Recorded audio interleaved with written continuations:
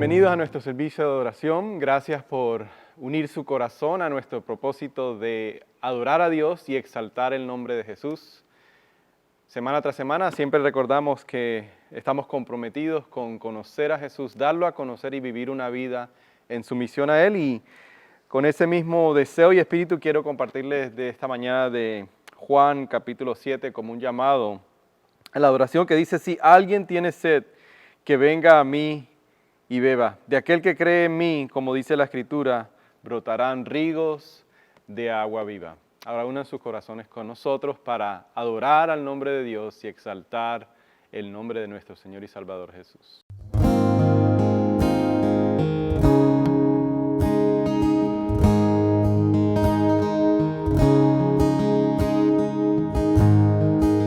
Si abatido y dolido estás y cansado del peso cargar, Cristo nos llama. Si al final del camino estás sin saber hasta dónde mirar, Cristo nos llama.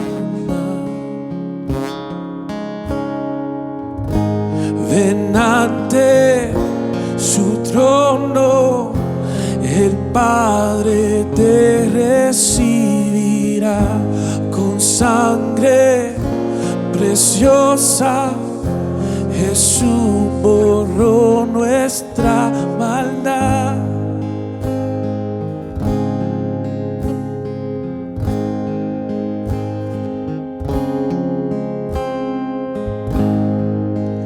Deja atrás tu vergüenza y pesar. Ven a Él, ya no esperes más. Cristo nos llama. Traiga toda tristeza al altar. Nueva vida Jesús te dará. Cristo nos llama.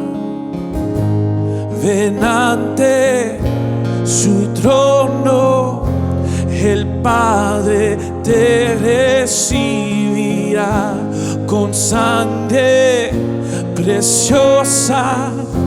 Jesús borró nuestra maldad. Ven ante su trono, el Padre te recibirá con sangre preciosa. Jesús borró nuestra maldad.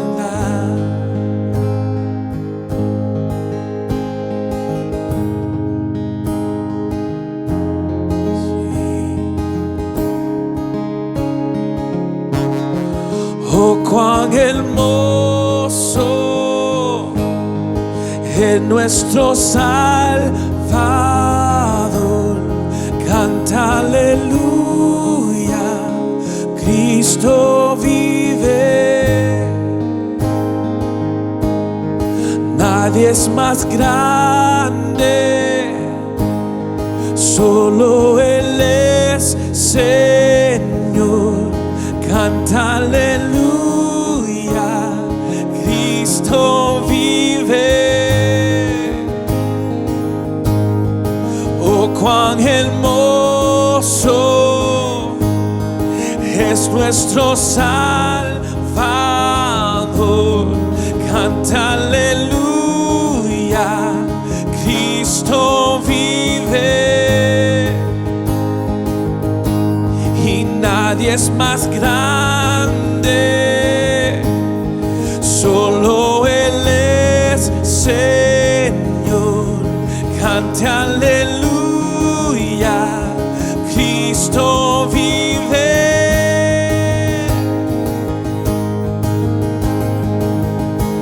Ven ante su trono, el Padre te recibirá con sangre preciosa. Jesús borró nuestra maldad.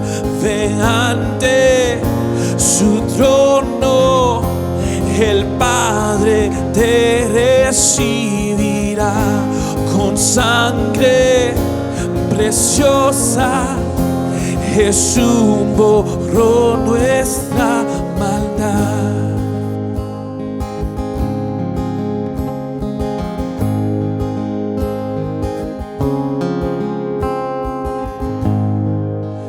Hasta un día llegar frente a Él, de su amor a todos contaré. Ahora hemos llegado al tiempo más importante de nuestro servicio de oración, que es cuando esperamos que Dios nos hable a través de su palabra.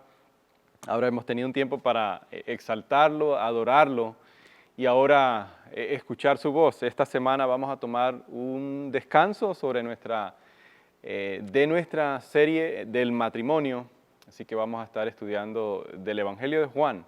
En esta semana vamos a estar viendo de Juan capítulo 15 y la semana que viene entonces regresaremos al último sermón de la serie sobre el matrimonio que tiene que ver con la sexualidad.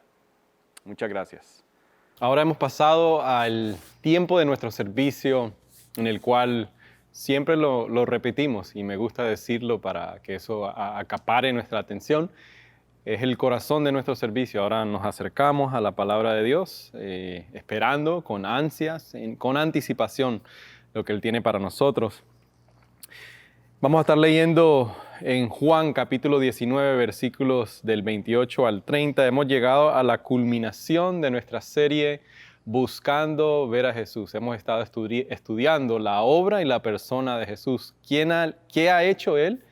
Por lo tanto, ¿quién es Él ahora a raíz de lo que Él ha hecho por nosotros? Estamos llegando a esa culminación. En el día de hoy vamos a estar estudiando no específicamente una de las proclamaciones de Jesús, pero sí vamos a ver uno de los 7 dichos que Jesús dice desde la cruz, y es que tengo sed. Ya hemos visto durante estas últimas semanas esas proclamaciones que identifican su persona como la segunda persona de la Trinidad, Dios el Hijo, y a la luz de lo que Él ha hecho por nosotros, su obra redentora en nuestro lugar, nuestro pastor, la luz del mundo. Y ahora, como vimos la semana pasada, Él es la viña, Él es la resurrección, la vida, el camino, es el medio, la puerta. Y ahora vamos a estudiar esa palabra, esa afirmación, ese dicho de que Jesús dice de la cruz, tengo sed. ¿Y cuáles son esas implicaciones para nosotros? Oremos. Padre, pedimos que tú ilumines nuestra mente, nuestro corazón en estos momentos. Ilumina tú tu palabra. Oh Dios, remueve mi persona de un estorbo que pueda ser, ya sea mis propias inclinaciones. Señor, que sea tu palabra, que sea el filtro, tu Espíritu Santo, el proclamando lo que tú tengas para nosotros hoy, que queremos escuchar tu voz, queremos responder, que ya tú estés preparando los afectos de nuestro corazón, Señor, que no solamente quede en un adquirir más información acerca de quién eres tú y qué has hecho, pero cómo debemos responder a la luz en gratitud y en amor por lo que tú has hecho por nosotros, Jesús. Todo esto te lo pedimos en tu nombre, oh Dios. Amén. ¿Por qué Dios permite que suceda estas cosas en mi vida? ¿Acaso Dios no se da cuenta lo que estoy sufriendo? ¿Acaso Dios no está presente? ¿Acaso Dios se ha olvidado de mí? ¿Por qué Dios no elimina el mal? ¿Por qué Dios no termina con el sufrimiento? Es la afirmación, el comentario, la plegaria, la lamentación de una persona en cual tuvimos la oportunidad de escuchar, de orar, de caminar con esta persona. Pero ¿cómo le respondemos? ¿Cómo podríamos responderle no solamente a esta persona, pero a muchos de nosotros que en estos mismos momentos, ya hace este mes, varias semanas, surge esa pregunta? ¿Por qué Dios no termina con el mal? ¿Por qué el sufrimiento no termina? Le voy a leer antes de entrar al pasaje un comentario y después quiero que lo leamos al final, en la conclusión de este mensaje, y es del doctor Timothy Keller, en un libro que él escribió que se llama La razón por Dios. Dice: si hacemos la pregunta, ¿por qué Dios permite que el mal y el sufrimiento continúen? Y miramos la cruz de Jesús, todavía no sabemos cuál es la respuesta. Sin embargo, ahora sabemos cuál no es la respuesta. No puede ser que no nos quiera, no puede ser que sea indiferente o desapegado de nuestra condición. Dios toma nuestra miseria y sufrimiento tan en serio que estuvo dispuesto a asumirlo Él mismo. Voy a pedir que se pongan de pie. Vamos a leer juntos la palabra en Juan capítulo 19, versículo del 28 al 30. Y dice la palabra de Dios: después de esto, como Jesús sabía que ya todo había terminado, y para que se cumpliera la escritura, dijo: tengo sed. Había allí una vasija llena de vinagre, así que empaparon una esponja en el vinagre, la pusieron en una caña y se la acercaron a la boca. Al probar Jesús el vinagre, dijo: todo se ha cumplido. Luego inclinó la cabeza y entregó el Espíritu. A manera de una idea principal, y se los quiero poner en la pantalla, me put it here in the screen for you. Dice: Jesús enfrentó el dolor insoportable de la deshidratación para que yo y tú pudiéramos beber del agua viva saciante de su Espíritu en mí. A manera de una idea principal, y para ver en este pasaje que nos habla el evangelista Juan, vamos a contestar la pregunta: ¿cómo entonces se cumple la Escritura? ¿Verdad? Porque como nos dice el versículo 28, dice: ya todo había terminado y para que se cumpliera la Escritura, dijo: tengo sed. Pero ¿cómo se cumple la Escritura? Voy a leerles también Lucas 24, del 25 al 27, que dice: qué torpes son ustedes, les dijo, y qué tardos de corazón para creer todo lo que han dicho los profetas. ¿Acaso no tenía que sufrir el Cristo estas cosas antes de entrar en su gloria?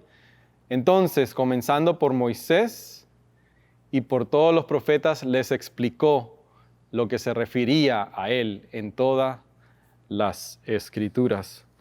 No solamente se cumple la Escritura, de lo que después vamos a ver lo que dice el salmista en el Salmo 22, en cuanto al sufrimiento de Jesús, pero también en esta conversación que nos narra Lucas, es un evento que sucede incluso después de la resurrección, cuando Jesús le aparece a estos dos hombres que van en camino, como se conoce el camino de Emaús, y les hace esta interacción entre ellos dos.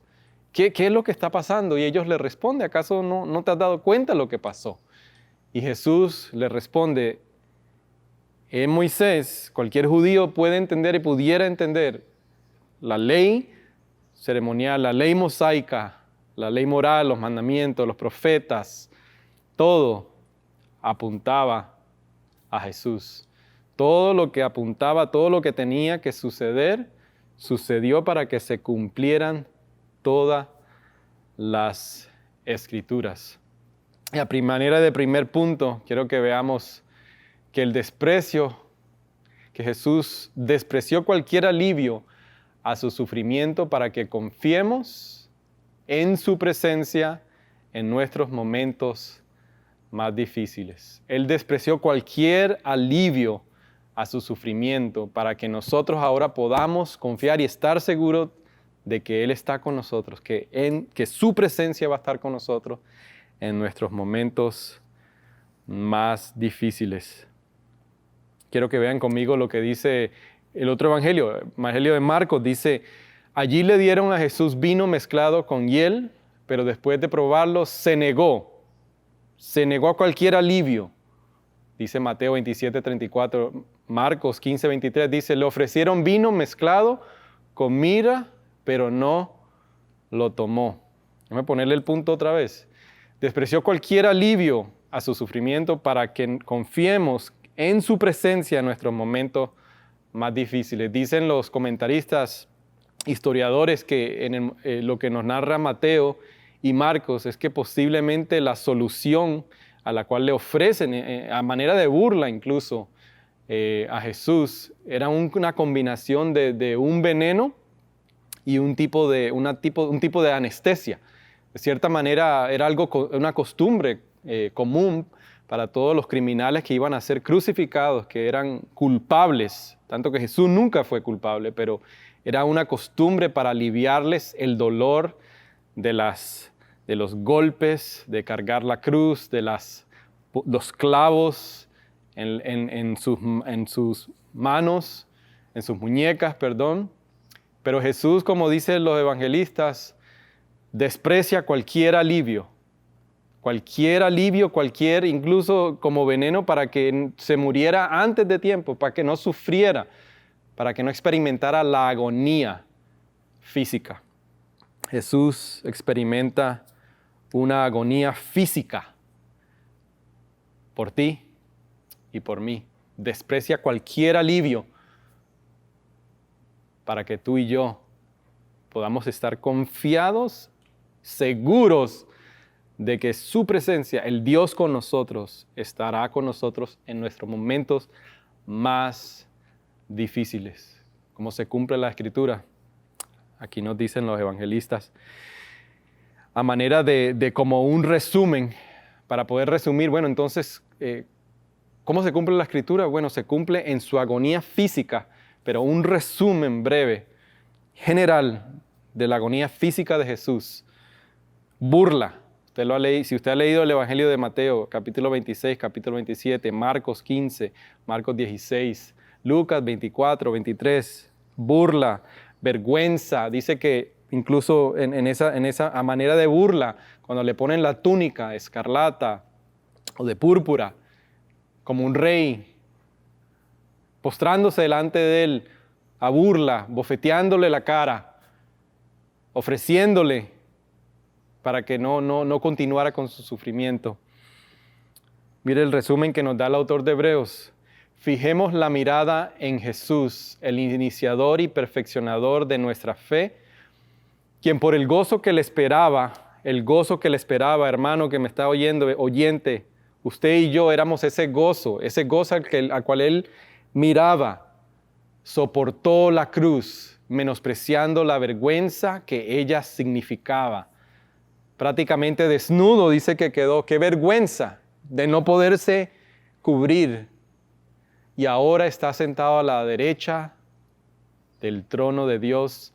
Así que, pues, consideren aquel que perseveró frente a tanta oposición por parte de los pecadores, para que no se cansen ni pierdan el ánimo. En la lucha que ustedes libran contra el pecado, todavía no han tenido que resistir hasta derramar su sangre. También nos dice el Salmo 22:14, dice, como agua he sido derramado, dislocados están mis huesos, mi corazón se ha vuelto como cera y se derrite en mis entrañas. Se ha secado mi vigor como una teja, la lengua se me pega al paladar. Me has hundido en el polvo de la muerte. ¿Cómo se ha cumplido la Escritura? How have scriptures been fulfilled? La agonía física que tuvo que experimentar Jesús, el desprecio que Él le huyó, despreció cualquier alivio a ese sufrimiento, para que tú y yo podamos estar confiados, seguros de que su presencia está con nosotros en momentos difíciles, cuando hacemos la pregunta, ¿por qué no alivia, por qué no elimina el sufrimiento? Dios no es ausente al sufrimiento, Dios está con nosotros. ¿Cómo se cumple la Escritura? Primero vemos en este pasaje que es a través de su agonía física. Pero no solamente vemos que se cumple en la Escritura a través de su agonía física, pero también tenemos que ver que también se cumple a través de su agonía espiritual. Lo que nunca había experimentado la segunda persona de la Trinidad, Dios, el Hijo, tomando la naturaleza humana, porque todo ser humano es que ha pecado. Por lo tanto, lo lógico sería que cada ser humano pagaría por sus propios pecados, pero ningún ser creado puede imperfecto, que hemos quebrantado repetidamente la ley en contra de Dios en pensamiento, en palabra y en obra. Tenía que ser un ser que nunca teniera principio y nunca tendría fin, eterno, con el Padre. Tomase la naturaleza humana. Y el despreció cualquier alivio para que tú y yo no nos conformemos con cisternas rotas. Su agonía espiritual. También se cumple la Escritura al ver su agonía espiritual. Usted puede ver que durante todo el Evangelio, en la mayoría del Evangelio de Juan, vemos el tema que recurre y recurre. Ese tema que se va desarrollando en el Evangelio de Juan en cuanto al agua. Vemos primero en el capítulo 1 que Juan el Bautista habla sobre el bautismo de Jesús. Vemos en el capítulo 2 que nos narra Juan de que convierte el agua, transforma el agua en vino. Después vemos en el capítulo 4 esa interacción que tiene con la mujer samaritana.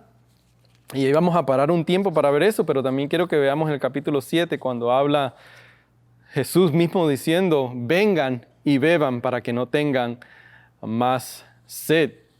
Y en esa interacción en el capítulo 4 que tiene Jesús con la mujer samaritana, que ella le dice,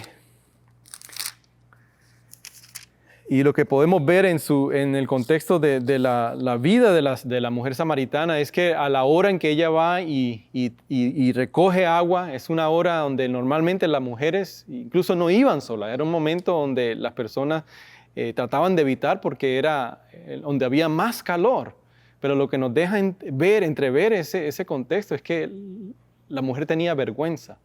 La mujer trataba de ir en un momento en que nadie la pudiera ver. ¿Por qué? Porque nos dice el pasaje que ya había pasado por 5 matrimonios. Incluso Jesús le pregunta, sé que este no es tu esposo, incluso es el 6º. Pero ¿qué es la implicación que nos da el pasaje? Que ella estaba buscando esa agua que hoy la sacaba del pozo y mañana tenía que regresar. Pero cuando Jesús le dice, supieras quién soy yo, si supieras quién soy yo, más bien me hubieras pedido a mí agua y te la daría. Te daría esa agua que saciaría tu ser, esa agua por el cual tú y yo fuimos diseñados. Fuimos creados para adorar a Dios, fuimos creados para encontrar nuestra satisfacción, nuestra identidad, nuestro mayor propósito en comunión con Dios, porque fuimos creados para adorarlo. Y si no lo adoramos a Él, adoramos a otra cosa. Ella había puesto su esperanza en cisternas que no satisface. En cisternas rotas, que es cuando le echaba el agua, se caía, se perdía. Por eso Jesús le dice, yo te puedo dar agua que no solamente hoy te va a llenar, va a saciar tu sed, pero vas a regresar mañana y ya no vas a sentir ese vacío que estás tratando de llenar con uno tras otro y tras otro hombre. Interesante que en el mismo capítulo 7 Jesús dice, vengan a mí y beban. Yo les daré esas aguas que brotarán dentro de ustedes. Y dice el pasaje, el versículo 7, capítulo 7, versículo 39. Si lo tienen ahí, quieren buscarlo. Dice, con esto se refería al Espíritu que habrían de recibir más tarde. Los que creyeron en Él, hasta ese momento el Espíritu no había sido dado. En el versículo 38 dice, de aquel que cree en mí, como dice la Escritura, brotarán ríos de agua viva. Fuimos creados para adorar a Dios. Fuimos creados para encontrar las ansias de nuestro ser en Dios, en adorar a Dios. Cuando vivimos por el diseño por el cual no existe, que no es nuestro, ponemos nuestra esperanza. Buscamos agua en cisternas que no nos van a satisfacer. Deme lo que dice el salmista en el capítulo 63, versículo 1. Dice, oh Dios, tú eres mi Dios. Yo te busco intensamente, mi alma tiene sed de ti. Todo mi ser te anhela, cual tierra seca, extenuada y sedienta. oyente que me escucha, brother and sister, pensamos mucho en la salud física. En estos tiempos nos preocupamos por la salud mental, la salud física, y es importante. Yo me preocupo por la salud física. Estoy diciendo que sea malo. Pero acuérdese que no solamente somos seres humanos físicos. ¿Qué de nuestra salud espiritual? ¿Qué de nuestra alma? El profeta Jeremías en el capítulo 2, versículo 13 dice, son 2 los pecados que ha cometido mi pueblo. Me han abandonado a mí, fuente de agua viva, y han cavado sus propias cisternas. Cisternas rotas que no tienen agua. Él despreció cualquier alivio para que tú y yo no nos conformemos con cisternas rotas. Ahora te pregunto, and I ask you the question, ¿cuáles son tus cisternas rojas? ¿Cuáles son tus cisternas rotas? Perdón, ¿son personas? Si solamente tuviera este matrimonio, si solamente tuviera mi hijo acá, o si no mi hija, sería feliz. Cuando tenga esa persona, cuando encuentre esa persona, ¿es esa la cisterna rota? O si no, son posesiones, si solamente tengo la casa de mi sueño, el carro, si tengo este objeto, tú te das cuenta, yo me doy cuenta que cuando lo tenemos, es como la arena en nuestras manos se disuelve. Lugares que no son malos, que son buenos, visitarlos y tenerlos y acudir a esos lugares seguros como vimos la semana pasada, pero cada de esos lugares es una ilusión, porque cuando viene la tormenta, cuando viene el virus, cuando viene la pandemia, ¿qué nos va a sostener? O la posición, si solamente tuviera esta posición en el trabajo, cuando tenga esa posición, cuando tenga este trabajo, gloria a Dios cuando lo tengamos, gloria a Dios cuando lleguemos a tenerlo, pero cuando solamente ponemos nuestra esperanza, cuando ponemos y acudimos a esa cisterna rota, se desborona.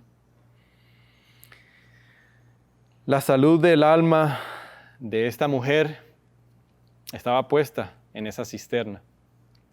Pero si usted da la idea que da el pasaje y nos habla el evangelista de ese río, ¿verdad? Un pozo uno lo puede tapar y hasta ahí quedó, pero el río no hay cómo taparlo porque fluye. Dice, va a brotar dentro de ustedes esas fuentes de agua viva. Nada lo va a poder tapar.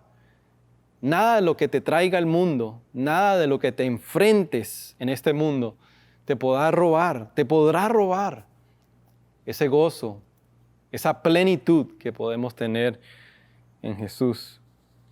Hermano, no sé si esa es su situación en estos momentos, pero no sé si usted en algún momento, aquí en la Florida, por ejemplo, cuando hay ciertas ocasiones donde ocurre lo que es, se abre la tierra, es un hueco que se le dice un pothole. Se abre la tierra de repente, dicen los científicos que la razón por la cual eso ocurre es que a medida que pasa el tiempo, la humedad, el agua incluso, porque vivimos en un sector lleno de agua, dice que al pasar del tiempo eso se va desvaneciendo y de repente no queda nada y se abre un hueco. Bueno, cuando nosotros tenemos puesta nuestra esperanza, cuando los anhelos de nuestro corazón, cuando lo que soñamos, lo que miramos, hacia que miramos, está puesto en una cisterna rota, cuando viene la enfermedad, cuando me abandona el familiar, cuando pierdo el trabajo, se abre, porque no es sólida. Jesús despreció cualquier alivio para que no nos conformemos con cisternas rotas. Y es interesante que esa idea de la sustitución, ¿verdad?, que vemos aquí en el pasaje. Regresemos otra vez al capítulo 19, porque si usted ha estudiado la historia de la crucifixión, nos damos cuenta que sucede específicamente en la semana que se celebra la Pascua. Incluso usted puede leer en el pasaje que hay como los líderes religiosos tienen esta urgencia porque los cuerpos no se queden en la cruz, porque esto sería una blasfemia, sería una maldición que hubiera cuerpos específicamente antes de que llegara el día de reposo. Y es interesante porque aquí en Éxodo capítulo 12 nos dice que cuando Dios envía a Moisés para que libere al pueblo, a su pueblo de la esclavitud en Egipto que llevaban por 400 años, miren lo que dice en el versículo 21 del capítulo 12, dice: convocó entonces Moisés a todos los ancianos israelitas y les dijo: vayan enseguida a sus rebaños, escojan el cordero para su respectiva familia y mátenlo para celebrar la Pascua. Tomen luego, un manojo de hisopo, mójenlo en la sangre recogida en la palangana, unten la sangre del dintel y de los postes para la puerta, y no salga ninguno de ustedes de sus casas hasta la mañana siguiente. ¿Y qué pasa durante esa misma semana? La crucifixión de a quien que Juan el Bautista dijo: he aquí el Cordero de Dios.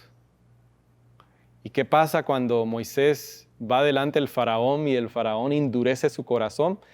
Dice la 10ª plaga. ¿Cuál era la 10ª plaga? La muerte del primogénito. ¿Cuál era la solución? ¿Cuál era la sustitución para que no hubiera un muerto dentro de las casas de los hijos de Israel, de los hijos del pueblo de Dios? Dice la sangre del dintel rosada con un hisopo, para que cuando pasara el ángel de la muerte no muriera el primogénito. Pero aquí en la cruz, Juan 19, 29 nos dice: había una vasija llena de vinagre, así que empaparon una esponja en el vinagre y la pusieron. La Nueva Versión Internacional dice una caña, pero hay otras traducciones como la Reina Valera que nos dice era una rama de hisopo, y se la acercaron a la boca. Quiero mostrarle esta imagen. La cruz. Toman el hisopo. Jesús lo bebe. Y Él es el Cordero que vino a quitar el pecado del mundo. Y dice Juan que pidió porque tenía sed. ¿Pero para qué? Para proclamar lo que dice el versículo 30. Al probar Jesús el vinagre, dijo: todo se ha cumplido. Todo. Lo que tú y yo, la vida que tú y yo no podíamos vivir en obediencia al Padre, como dice Mateo capítulo 3, versículo 15. Para que se hiciera toda justicia. La muerte que tú y yo merecíamos. Resucitó, derrotó la muerte, nuestros peores enemigos, el pecado, todo lo que nos separa de Dios, despreció cualquier alivio para que tú y yo pudiéramos confiar de que Él está con nosotros en los momentos más difíciles, para que no tuviéramos que conformarnos con cisternas vacías. Él experimentó la sed, ¿ve la sustitución? Él sufrió la deshidratación de la sed para que tú y yo pudiéramos beber agua. Y quiero terminar con este versículo que nos dice, ¿se acuerda algunas semanas cuando hablamos de la luz? En el versículo 38, Jesús nos dice, después de esto, capítulo 19, versículo 38, dice, después de esto, José de Arimatea le pidió a Pilato el cuerpo de Jesús. Dice, José era discípulo de Jesús, aunque en secreto por miedo a los judíos. Con el permiso de Pilato fue y retiró el cuerpo. Ojo, el versículo 39 dice, también Nicodemo, el que antes había visitado a Jesús de noche, llegó con unos 34 kilos de una mezcla de mirra y aloe. ¿Se acuerdan cuando hablamos eso? En el sermón sobre Jesús proclamando que Él es la luz del mundo. En ese entonces Jesús le dice a Nicodemo, Nicodemo, el Hijo del Hombre tiene que ser levantado como la serpiente en el desierto, la serpiente de bronce, para que cada vez que los israelitas en Números 21 fueran mordidos por la serpiente, tenían que levantar su mirada para que fueran sanados. Porque ¿qué les recordaba al ver la cruz? Recordaban que se habían quejado en contra de Dios, que habían renegado en contra de Dios, que habían dicho, ¿por qué nos has traído aquí a sufrir cuando estábamos seguros en Egipto? El Hijo de Dios El Hijo del Hombre fue levantado, fue dado para beber con el hisopo. Y aquí está Nicodemo. Tuvo que ver Nicodemo, tuvo que levantar la vista. Y ahora lo vemos que después de haber asumido la vergüenza de sus acusaciones a Jesús, ahora es el que recupera el cuerpo de Jesús porque confesó, tuvo que reconocer que como tú y yo había puesto su esperanza en cisternas vacías, que se había conformado con menos, con las cosas transientes, con las cosas efímeras, las cosas pasajeras, pero ahora al reconocer eso y poner su fe y su confianza en Jesús, que solamente a través del Cordero que quita el pecado del mundo, que ni tus obras nunca van a ser lo suficientemente buenas, tu manera de acercarte a Dios nunca van a ser lo suficientemente buenas. Te recomiendo, te animo que en estos mismos momentos que te preguntes, cristiano, discípulo de Jesús, ¿a dónde estás poniendo? ¿Cuáles son tus cisternas? ¿Cuáles son mis cisternas? Y si nunca has puesto tu fe y tu confianza en Jesús, que hoy a escuchar las buenas noticias de Jesús puedas tomar esa decisión. Que Dios ponga, que Dios te regale, te conceda la fe a renunciar a todo lo que tú has buscado, todo donde has puesto tu esperanza, tu anhelo, tus sueños, pero que no nos puede acercar a Dios, pero solamente a través de la obra y la persona de Jesús, buscando ver a Jesús en todo de nuestra vida. Tengo sed. Sufrió la deshidratación para que tú y yo pudiéramos beber de una agua que da vida, que perdura, fuente de agua viva. Que Dios nos bendiga y nos ayude a aplicar su palabra. Padre amado, gloria te damos a ti, mi Dios. Gracias, Jesús, por tu palabra. Oh Dios, gracias porque para que se cumpliera toda la Escritura fue necesaria tu agonía física, tu agonía espiritual, esa separación que sucedió cuando tú gritaste, oh Dios, ¿por qué me has desamparado? Porque pusiste nuestro pecado en Jesús, lo ofreciste como nuestro sustituto. Oh Dios, que hoy tú regales fe donde sea necesario que tú hoy nos afirmes que tú estás con nosotros en medio del sufrimiento, que no tenemos una respuesta concisa, pero algo sabemos de que tú nos amas, que tú no has ignorado el sufrimiento el cual hemos experimentado, porque tú mismo lo asumiste en la persona de Jesús. Y has prometido que un día vendrás, regresarás y terminarás con todo sufrimiento y con toda maldad. Todo esto te lo pedimos en el nombre de Jesús. Amén. Aquí estás, debemos mover, te adoraré, te adoraré. Muchas gracias por unirse con nosotros nuevamente. Espero que este sermón haya impactado su vida. Si de alguna manera o de otra usted ha sentido que Dios le ha hablado a través de este sermón, déjenos un comentario. Si se ha sentido que Dios le ha bendecido a través de esta palabra que hemos compartido esta semana, también déjenos un comentario.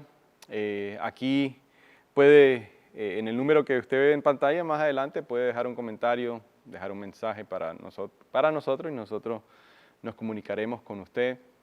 También le pedimos que vaya a la página John de sunlightchurch.com y se una con nosotros a continuar extendiendo el reino a través de las buenas noticias de Jesús, dando sus diezmos, sus ofrendas, lo que Dios ponga en su corazón. Y también el número que está aquí, como le acabo de decir, para dejar sus comentarios, lo que usted quiera compartir con nosotros. Y déjenme dejarles con esta bendición del apóstol Pablo a la iglesia en Corintios. Que la gracia de nuestro Señor Jesucristo, que el amor de Dios y la comunión de su Espíritu Santo sea con cada uno de nosotros. Vayan en paz, vayan a servirle. Que Dios les bendiga.